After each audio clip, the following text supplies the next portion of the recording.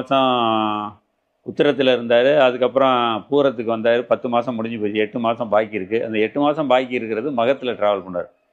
இந்த மகத்தில், அதாவது கேதுவோட அவரோட சொந்த நட்சத்திரத்திலே ட்ராவல் பண்ணுற பயணிக்கிற இந்த காலகட்டத்தில் நீங்கள் பித்ரு சாந்தியெல்லாம் செய்கிறதுக்கு மிக உகந்த காலகட்டமாகும். பித்ரு சாந்தி நீங்கள் ராமேஸ்வரம் அந்த மாதிரி இடத்துலலாம் போய் செய்யலாம். பித்ரு சாந்தியெல்லாம் செஞ்சிங்கன்னா முழுமையான பயன் கிடைக்கும்.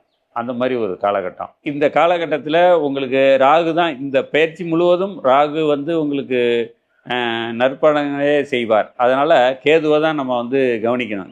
கேதுவுக்கு தான் பரிகாரங்கள் பண்ணணும், வழிபாடெல்லாம் பண்ண வேண்டிய சூழ்நிலையில் இருக்கும். கேதுக்கு அரச மரத்தடியில் இருக்கிற விநாயகருக்கு வழிபாடு செஞ்சால் கேது அதை ஏற்றுப்பார். அதுவும் எப்படி செய்யணுன்னாக்கா, அரச மரத்தடி விநாயகரை ஓரளவுக்கு ஜோதிடம் தெரிந்தவர்கள், உங்களுக்கு கேது எந்த நட்சத்திரத்தில் இருக்காரோ